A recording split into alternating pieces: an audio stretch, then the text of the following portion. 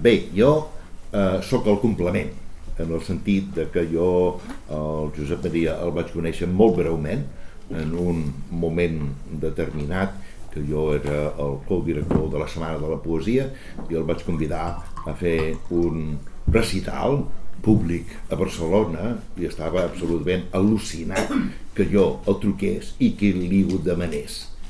I la nostra relació va començar amb ell dient-me just abans de penjar el telèfon, després de dir-me que sí: ei, sóc una persona normal, no sóc un bitxo raro. I després, passi bé, ja ens veurem. Pam, ja està.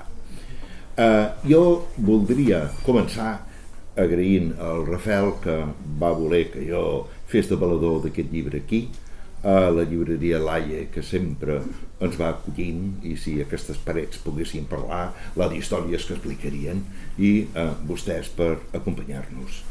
I en primer lloc s'ha de felicitar a tot l'exèrcit, diguem, unipersonal al servei de Josep Maria Ullà, que ha fet possible aquest llibre. I vull felicitar el Jordi perquè realment ha fet una feina magnífica i sé per altres aventures textuals que he tingut que això no és una feina fàcil.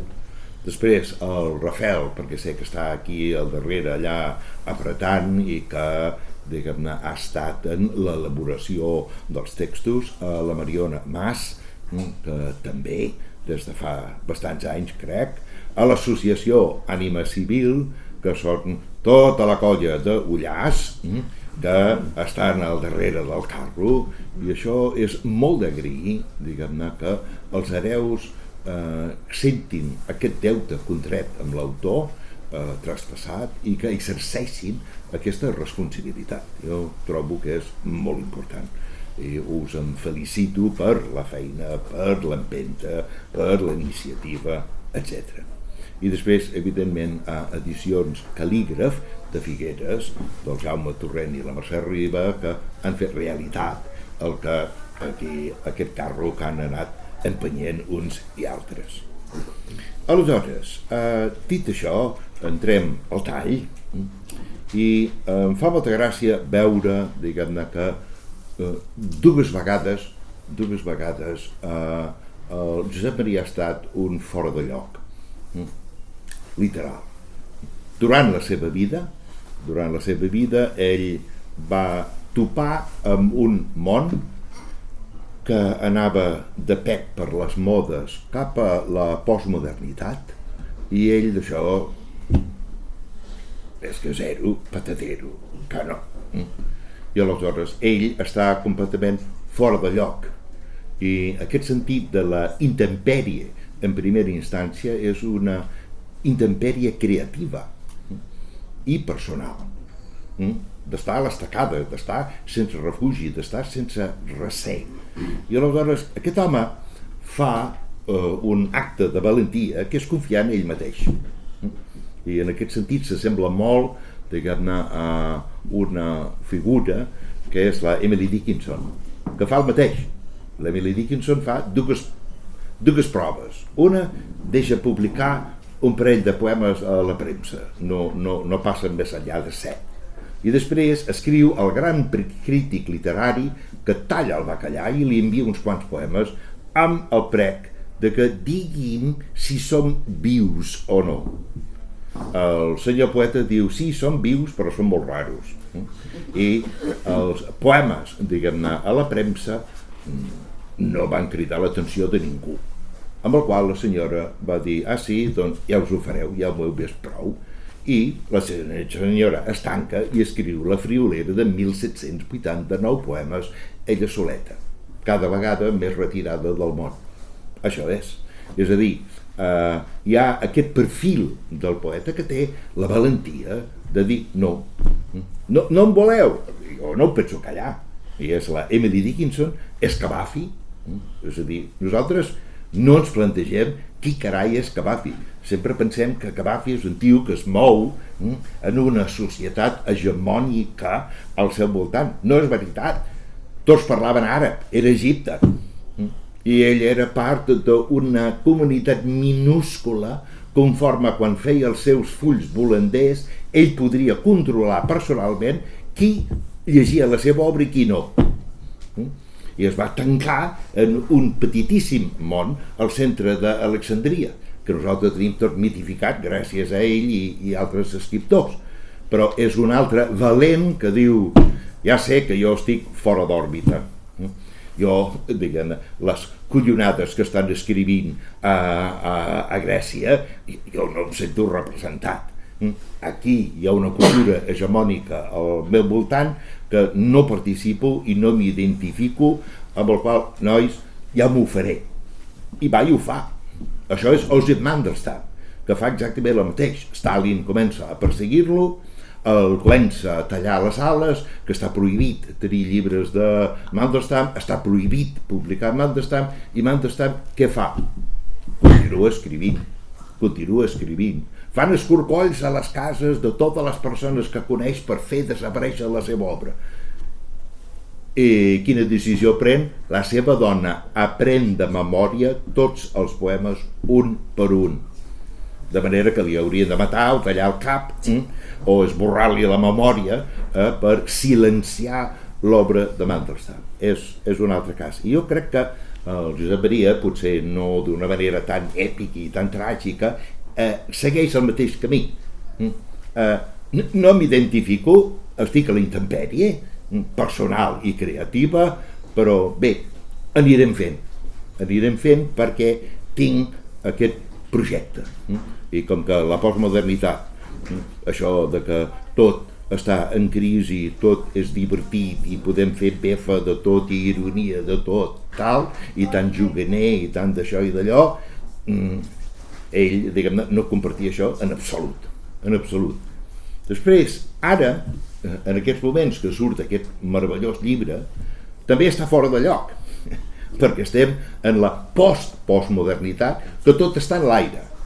S'ha trencat el diàleg intergeneracional, estan intentant erosionar la cohesió territorial, hi ha una diversitat estètica infinita que ningú sap ben bé on és, hi ha una mena d'obsessió pel presentisme i tot el que no sigui present no existeix, hi ha una clara juvenilització de la cultura, la ambició creativa ha baixat, s'ha perdut un sentit de subtilesa, de sensibilitat, de visió, etc. El qual, diguem-ne, no lliga en absolut. Si girem tots aquests descriptors, trobarem una definició del que és Josep Maria, en el fons. Aleshores, jo crec que aquest llibre, encara que estigui fora de lloc, encara que estigui fora de temps, és un llibre importantíssim. És una aportació de primera magnitud a la tradició, al cànon, i que significa un enriquiment cultural, literari, lingüístic, poètic, intel·lectual i humà de primer ordre. I aleshores, aquesta obra és, tal com ha dit el Jordi, i no podria estar més d'acord, és un tot orgànic. És l'univers ullà. I aleshores, compres o no compres.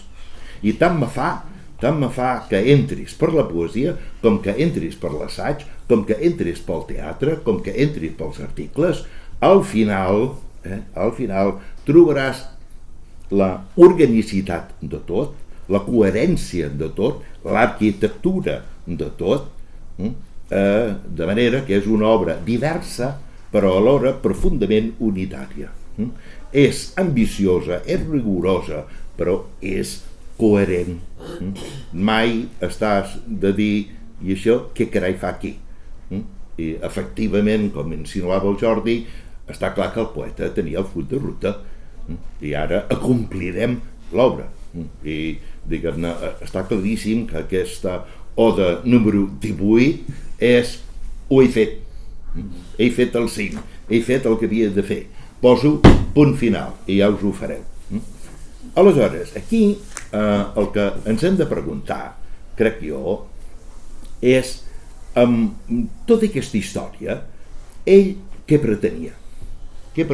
I jo vull apuntar unes quantes idees sobre el que jo crec que ell intentava fer des d'aquesta organicitat de l'obra i des d'aquesta profunditat extraordinària. I per fer-ho vaig a un mestre contemporani que és Alain Badiou, que té un llibre del 2016 que és la culminació d'anys de recerca en el terreny de la relació entre la poesia i la filosofia, que sempre l'ha fascinat. I aleshores aquest llibre del 2016 té un títol molt curiós, diu Què pensa el poema? Amb el qual tenim el pensar de la filosofia i el poema de la poesia. Què pensa el poema? Perquè per ell estan profundament vinculats. I jo crec que això és la primera pista per entendre el Josep Maria. És un poeta d'idees, és un poeta filosòfic. I això és així. És així. I una de les coses que està fent és ajuntant aquestes dues disciplines que aparentment estan renyides o difícils d'equilibrar, i ell ensenya el camí cap a unir-les. I tota la seva obra literària és la unió entre la poesia i el pensament. Sense que, és a dir, hi ha un joc en què el pensament aprofundeix la poesia humanitza el pensament i fem la síntesi a través dels diferents camps. Això és. Aleshores, explica Badiou que en la modernitat hi ha una edat que ell anomena l'edat dels poetes. L'edat dels poetes. L'edat dels poetes què és? És un moment per ell que comença al segle XIX, cap a finals del segle XIX, quan, diguem-ne, la gran esperança blanca de la cultura occidental començava a revelar que no era tan esperança blanca, que era la ciència. La ciència havia de donar totes les respostes. Déu havia mort, com deia Nietzsche, i la cita completa és Déu ha mort i continua mort, o sigui, és mort dues vegades, segons Nietzsche, i al seu lloc l'ocupa la ciència i la tecnologia. Aquests ens salvaran, ens il·luminaran el camí cap a l'absolut que deia Hegel i totes aquestes històries. Aleshores, això comença a erosionar-se, perquè comencen a veure que la ciència i la tecnologia poden ser armes molt perilloses, i en el món del treball es veu perfectament. És a dir, l'esclavitud moderna l'ha produït la ciència produint les màquines del tèxtil, per exemple, per citar un cas, diguem-ne, que tots coneixem del segle XIX, amb el qual aquí es produeix d'alguna manera una crisi de tipus cognitiu, segons Badiou, a la nostra cultura, i aleshores es busca candidat per fer el relleu de la ciència i per posar-se de costat la filosofia, per ocupar el lloc de qui produeix una síntesi del coneixement humà. I diu ell, això és l'edat dels poetes, que són grans poetes que reflexionen, és a dir, assumeixen la funció de la filosofia i assumeixen la funció fracassada de la ciència. Això és, i es produeix l'edat dels poetes. I aleshores per ell, l'edat dels poetes va des de, jo què sé, Mallarmé, Rimbaud, i continua, i l'últim poeta del qual ell parla és Paul Celan. I això seria aquest període. Jo per mi, justament, Josep Maria és com una mena de poeta tardà que pertany a ple dret a l'època o l'edat dels poetes que explica Badiou. Això és. Ell mira, diguem-ne, el panorama del pensament català, i el panorama del pensament català en aquells anys, ho sento molt, és molt fluix. És molt fluix.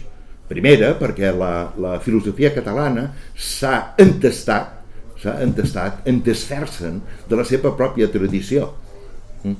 tradició de rigor que era la Universitat de Barcelona, el Departament de Filosofia de l'Autònoma, la bona, no la còpia a la baixa que tenim ara, i tot això ho enviem a Can Pistraus. Ho enviem a Can Pistraus. I ara el que ens posarem nosaltres, i veus que el nivell de la filosofia catalana ha baixat. Ell ho veia claríssimament, amb el qual tenim els mateixos problemes, un sobredimensionament de la ciència, una fallida de la filosofia, i alguna cosa hem de fer al respecte, amb el qual ell es posa amb la seva obra per mirar d'aportar respostes. Aleshores, la primera cosa que s'ha de fer per Josep Maria, si l'he entès bé, és desfer-nos de relats falsos, de ficcions, de mentides. És a dir, l'ésser humà ha tingut dos grans somnis a la vida, i pots triar un o l'altre, i no hi ha un tercer carril. Un carril és el carril del relat de la divinitat. És a dir, estem fets a la imatge i semblança de Déu. Oh, que bé! Som divins, som estupendos. I Déu ens estima molt, ens protegeix i sempre estarà al nostre costat i proveirà. Josep Maria mira això i diu, vaya ficció, vaya conte de fades. I l'altre somni quin és? L'altre somni és, en el fons, al contrari. Deixem Déu fora i ara anem a centrar-nos en l'ésser humà. És el somni de la cultura antropocèntrica, generada pels mateixos grecs i que continua als i baixos, el Renaixement, la Il·lustració, el positivisme del XIX i així. I aleshores aquest somni què diu? Aquest somni diu l'ésser humà és autosuficient, pot arribar a tot sol, no necessita Déu. Déu és un obstacle, Déu li fa la traveta. Si treu Déu del mig, ell es converteix en Déu i realitza les seves capacitats i potencialitats. I aleshores, per Josep Maria, això també és una altra ficció. És a dir, per tant, el que hem fet és, en el fons, eliminar les dues bases del que és la cultura. I aleshores, quina és la feina a partir d'aquí? Un cop que ens hem carregat tota aquesta falsedat, tota aquesta ficció, es tracta de definir què hi ha a la vida. I a partir de saber què hi ha, què en podem fer? I jo crec que la seva obra el que intenta és refundar la reflexió filosòfica canalitzada a través de la poesia a base de treure les mentides i anar al fons de la qüestió on som. I aleshores aquí darrere hi ha un equip importantíssim de pensadors, ho digui el Josep Maria o no, que comença amb Spinoza, que és l'ésser humà és una calamitat, és molt limitat, però dins de la calamitat i limitació Déu-n'hi-do el que és capaç de fer. Això és a dir, hem de tenir una visió més ajustada a la veritat i la realitat del que som, en lloc de mentir-nos i inflar-nos a l'ego per una banda o una altra i demanar l'impossible. No. I aleshores Spinoza, Kierkegaard, Nietzsche, això és. I aleshores, quin és l'objectiu? L'objectiu és, un cop que aclares el camí, refundes la teva reflexió, com volia Heidegger sobre l'ésser humà, que és el punt de partida, què és l'ésser en si mateix, i a partir d'aquí ja construirem el que faci falta.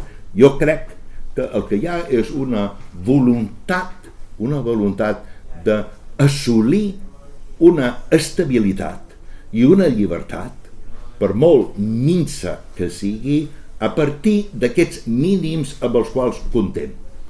Siguem més discrets, siguem més humils, més modestos, i busquem el que Jacques Lacan anomenava el real. Què és el real? El real és la nostra plena integració en la natura, sense fissures, sense fractures. I d'alguna manera, em sembla que les odes és d'alguna manera la resposta final de Josep Maria de dir aquesta mínima estabilitat, aquesta mínima felicitat, aquesta mínima llibertat, jo l'he trobat. I per això són odes, és lloa, és cant, és donar gràcies per allò que hi ha. Això és. I aleshores, pel camí, el que hi ha és també una reavaluació clara de la nostra resposta davant de la pròpia realitat. Perquè Josep Maria està convençut que nosaltres vivim com els burros. És a dir, no ens adonem per on passem. I aleshores hi ha en ell un impuls de fenomenòleg de dir, no, el primer que has de fer és respondre amb els 5 sentits davant de la pròpia realitat. Si no, de què estem parlant? I ell està convençut que nosaltres passem de puntetes per sobre de la vida. I si us fixeu, al llarg de la seva obra sí que hi ha molta reflexió, però també hi ha molta informació corporal, sensorial, emotiu, sentimental, per complementar, perquè està buscant l'equilibri. Està buscant la reintegració de l'ésser humà a partir del desastre que és abandonar els 2 somnis que només han portat a l'amargor, a la buidor, a la insatisfacció, a la lamentació i, si no, al triomfalisme buit. Això és. No. I, esclar, el que hem de fer és acceptar, entomar el que ell diu en un dels versos, el pes de no saber. No arribaràs mai en aquest absolut, es digui Déu o es digui l'absolut en majúscula de Hegel. Això és inaccessible a l'ésser humà. La vida humana és per se incomplet a nivell cognitiu i amb això hem de viure. I el que no podem fer és mentir-nos més i crear més ficcions, sinó acceptar les coses com són, les nostres límits. Ell parla del cor del límit. Diu ell, la metafísica no és possible, és a dir, no és possible anar més enllà de la pròpia realitat per assolir unes veritats universals. No. La cosa ha de ser més d'escala petita, més profunda, més modesta, més autèntica i més penetrant. Això és el que és. I crec que és el que ell busca. Aleshores, la poesia ho diu d'una manera molt quintessenciada. I aleshores, l'assaig, què és el que fa? L'assaig, tant, diguem-ne, l'home sobrepassat com l'intempèrie metafísica de Macedonio Fernández, com el tractat de la ignorància, formen una tríada on el tractat de la ignorància, en el fons, recull la intencionalitat dels altres dos per completar aquesta tríada. Això és, amb el qual tens la base, que és, diguem-ne, l'home sobrepassat i la intempèrie metafísica, i a dalt tens el tractat de la ignorància. Altra vegada, al punt zero, baixem el soflama, baixem, diguem, el suflé, que deia aquell, i centrem en les coses com són. Aleshores, l'assaig és la teorització clara a nivell filosòfic del que ell diu humanament a la poesia. Després, el que hi ha és el teatre, que és la tercera pota, que és quan la paraula no està mediatitzada, ni pel poeta, ni mediatitzada per el pensador, sinó que és paraula pura, que es diu directament al públic. Per això li interessava el teatre. És allò, tu crees uns personatges, ells són autònoms i ells parlen directament amb el públic i tu et quedes aquí. En canvi, en la poesia tu hi ets, en l'assaig tu hi ets, perquè estàs conduint el gènere poètic i el gènere de l'altra manera. I l'articulisme també encaixa, perquè l'articulisme és el pensament d'ell d'immediatesa, perquè ell té dos tipus de pensament. Un és el pensament a llarg termini, explicant, diguem-ne, la seva visió de la vida, quina mena de futur ens espera als éssers humans, és a dir, és el gran nivell. Però no és suficient per ell, perquè tal com ho diu ànima civil, hi ha una part personal nostra, que és l'ànima, hi ha una part civil, que ens devem a la col·lectivitat. I no cal, diguem aquí, pensar en un il·luminat. No, això és una cosa també modesta, amb minúscula, el civil.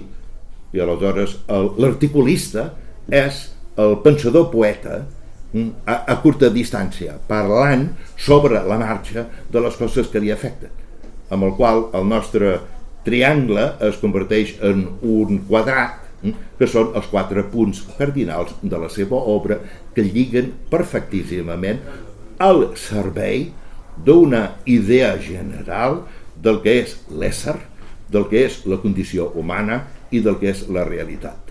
Moltes gràcies.